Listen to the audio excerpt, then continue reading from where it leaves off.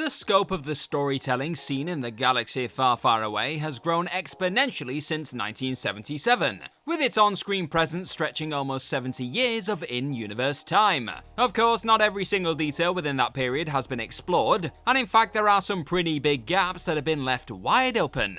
This is where the Star Wars fans step in with some pretty compelling fan theories. There have already been some famously popular theories debunked, including those revolving around Snoke's true identity and Rey's parentage. But there is still so much of Star Wars left that exists between the lines. Thankfully, this always leads to great theories that make an undeniable amount of sense. So with that in mind, I'm Padawan Gareth from What Culture Star Wars, and here are 10 Star Wars fan theories that make too much sense to ignore. Number 10. Darth Vader stopped Luke from going down the dark path. Throughout Star Wars, Emperor Palpatine has always tried to manipulate those around him, usually successfully so. The most obvious example of a character defying him was Luke Skywalker, who told him he would never join the dark side, but was that actually true? During the events of Return of the Jedi, Palpatine encourages Luke to strike him down, to channel all of his anger and hate and kill him.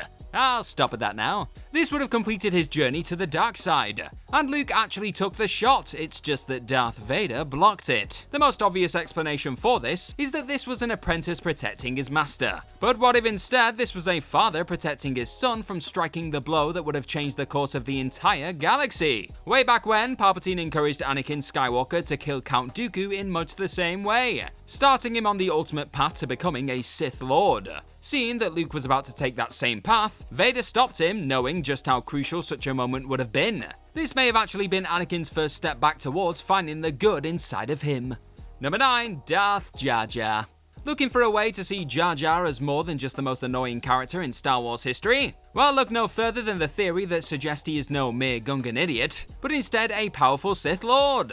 He may come across as a bumbling buffoon, but he is clearly a skilled fighter. Just look at how he not only survived, but thrived in the Battle of Naboo. Then there is his potential use of Jedi or Sith mind tricks. Jar Jar does gesticulate a lot when he speaks anyway, but watch when he gets promoted by Boss Nass to General, or when Padme raises him to Senator. Even when he addresses the Senate to convince them to give Palpatine emergency powers, in every instance his hands are waving as if using the Force to manipulate their minds. On that last point, surely the fact that it was Jar Jar who essentially won Palpatine the power to create the Empire, to remove democracy from the Senate altogether should ring some alarm bells. Add in the fact that both he and Palpatine are from Naboo, and may have had a relationship stretching back many years, and this theory starts to make more and more sense. Number 8. K2SO doomed his entire droid line. Rogue One, a Star Wars story, is one of the strongest movies the franchise has ever put out. It's easily the best outside of the original trilogy, and is rather unique among the rest in that it ends with every main character's death. Yay! There is, however, a theory that the sadness doesn't stop there, and that an entire line of droids was decommissioned as a result. The reason? Well, one of the galaxy's most beloved droids, K2SO. Originally an Imperial droid, K2SO was reprogrammed to fight with the rebellion against the Empire, something that after the movie's conclusion on Scarif would have been impossible to hide. Perhaps this is the reason why no other similar droids are ever seen later in the Star Wars timeline. The Empire sees how easily K2SO was corrupted, and immediately decommissions that particular line, and destroys any others to stop the risk of it happening again. Oh, how sad. Number 7. Yoda's home planet is ILUM. It has never been confirmed exactly where in the galaxy Yoda comes from, but there is a compelling argument that it could be ILUM. This is a snow-covered planet where Jedi were taken for the Gathering, a ceremony in which they would select the kyber crystal from which they would create their own lightsaber. Clearly, this planet had strong ties to the Force and the Jedi. There have only been 3 of Yoda's species introduced on the screen thus far. 2 of them, Yoda and Yaddle, are extremely powerful Jedi with seats on the Council, with the other being Grogu, another incredibly Force-sensitive being. This is no coincidence, and it would make sense if this species came from an environment so tethered to the Force. There is also the tiny added detail that in the Clone Wars, Yoda didn't feel the need to wear a jacket on ILUM when everyone else did, apart from if you're a Wookiee. Could this suggest that the Jedi Master was used to the freezing temperatures of his home planet? Maybe. Number 6. Palpatine is Anakin's father.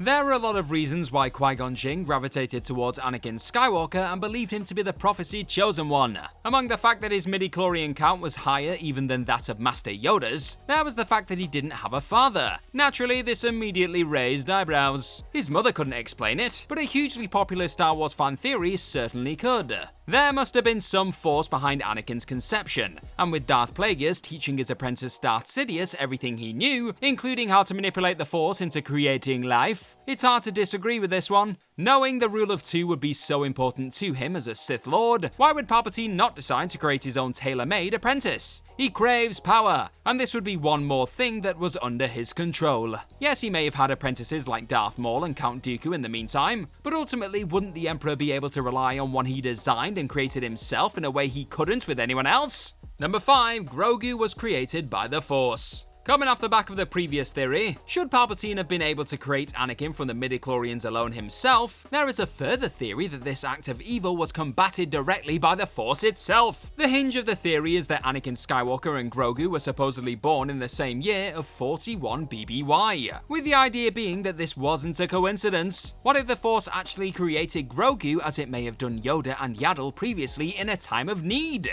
The mystery behind the race of little green Force users could be explained by them perhaps not even having a home world at all. Instead, they are created by the Force itself. Grogu being brought into the world as a direct opposition to the evil that Palpatine brought forth in Anakin. Ultimately, he could be the light side's yin to the dark side's yang. Number 4. Yoda is Grogu's father.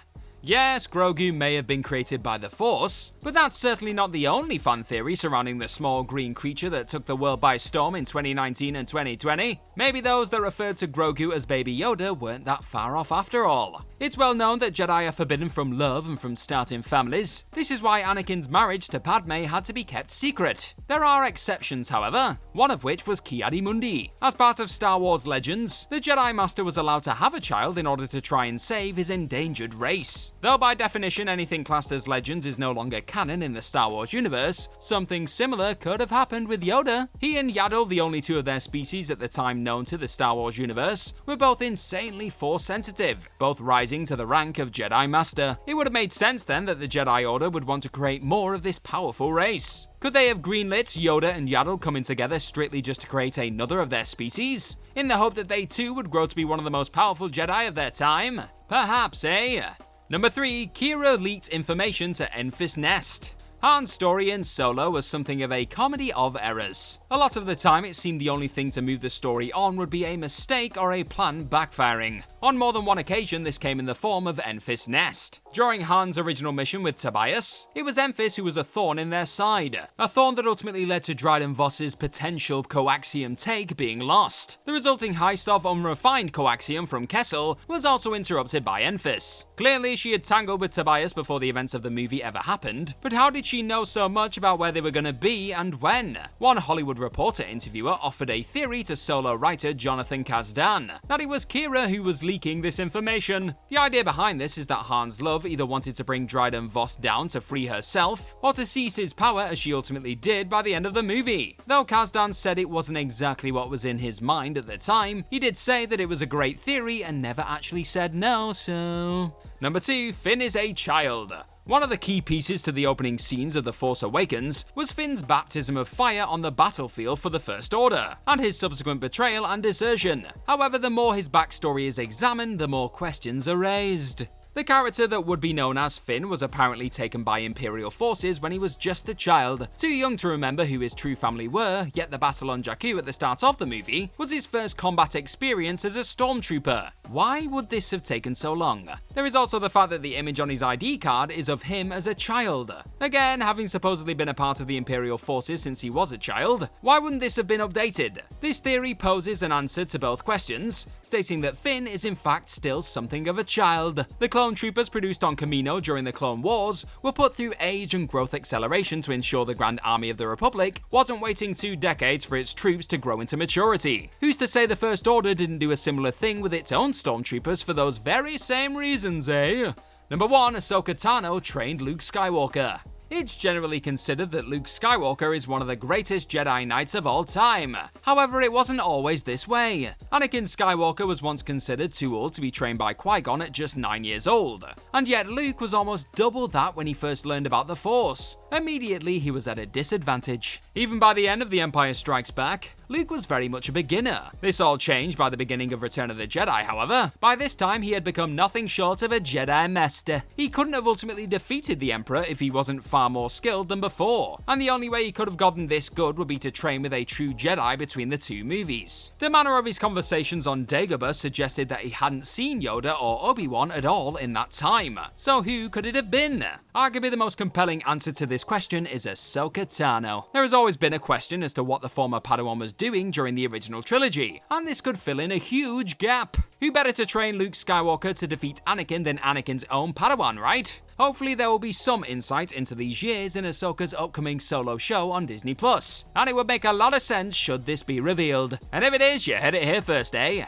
And that's our list of any other Star Wars fan theories that make too much sense to ignore. Then let us know all about them in the comments section right down below, and do not forget to like, share, and click on that subscribe button while you're at it. Also, if you like this kind of thing, then please head on over to whatculture.com and find some more fantastic articles just like the one this video you're watching right this second is based on. I've been Gareth from What Culture Star Wars. May the Force be with you as always, and I have a theory today is going to be a wonderful one for you. Bye bye.